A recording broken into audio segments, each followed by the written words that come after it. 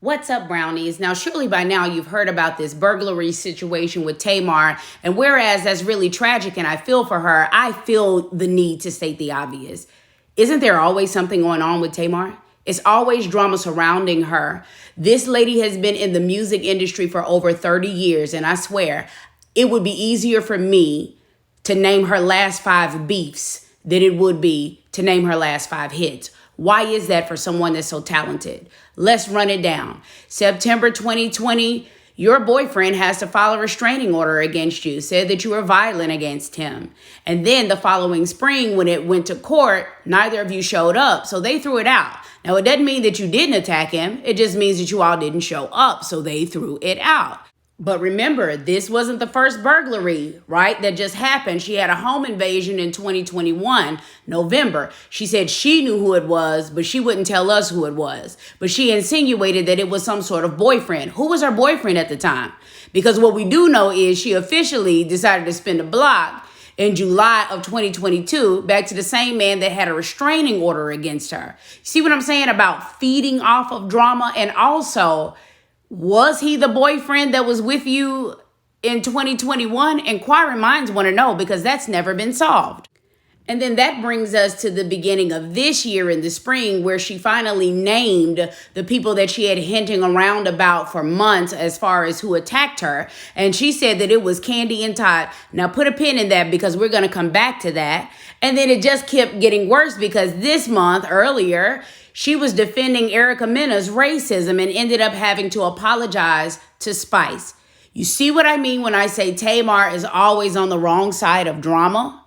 And all of this happened before her car was broken into. It sounds like Tamar has a lot going on, and hopefully she can get all of that worked out before her tour starts next month. And she's going to be featuring Drew Sidora, which I thought was really weird, because Tamar has this pattern of purposefully working with or taking up for people that Kandi is beefing with. And as we know, since the reunion, her and Drew are not okay. So let's go back down memory lane and see how all of this has played out before. Back in 2018, Escape was hot again, and Tamar was 5 years cold. So Kandi tossed her a bone and invited her on the Great Escape tour. Tamar, in turn, invited 2 people on stage with her that had been bad-mouthing Kandi and one of her close friends, Toya Wright. Now, after they made amends for that, April of 2019, Kandi invited Tamar onto the Dungeon tour. Tamar then, in turn, went on a public platform and took Carlos King's side in this whole situation where Carlos was trying to steal the Escape life story when she didn't even know all of the details. But they straightened that out, aired that out, and they were cool again, only for Tamar to once again come full circle with this false threat of Kandi and Todd attacking her.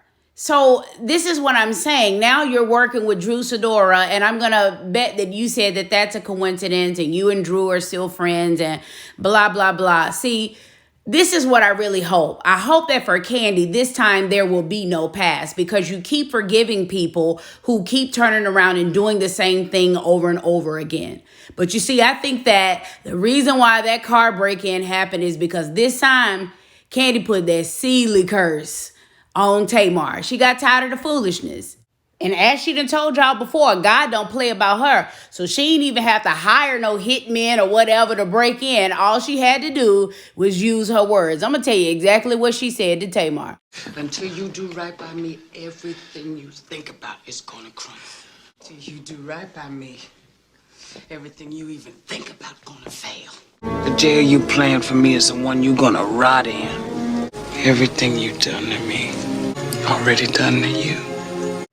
Now let's get serious, because my brand is about edutainment. So no, this video isn't really about Tamar's karma or Kandi hiring somebody to do this to Tamar. What I really wanted to talk about was the link between mental health. And that's why I use Kandi as a draw to this video. It's because both her and Tamar have had these struggles before, except for Kandi stopped at ideation. Tamar actually went through an attempt. And that's why I was concerned, because there were some things about that message that really sounded funny. And in fact, if you reread it, while considering her past struggles, it almost sounds like a cry for help, not just a cry for attention. I know we say that about Tamar a lot, but considering her past, I just really want people to think about this whole I'm alone, I'm never safe, I'm never protected, I don't have anybody. It almost sounds as if she's sleeping in her car or something. The whole thing is very weird. And I really am making this video to request that somebody goes to check on Tamar. Let's keep following up with this until we know that she's okay. It almost sounds like she's homeless or in between looking for a more permanent place. I know that she just got put on Dish Network, and I'm happy for her for that, but her saying that she's alone. What happened to the albino Master Splinter?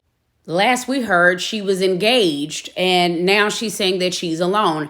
It was like 5 of these guys there. It was other cars to the left and the right, but her Toyota Tercel was the only one that got broken into when it was other vehicles there. There's something very strange about this entire situation. And considering her history, I'd really like for people to go and check on Tamar. Come on, Tony. Come on, Trina. Go check on Tamar.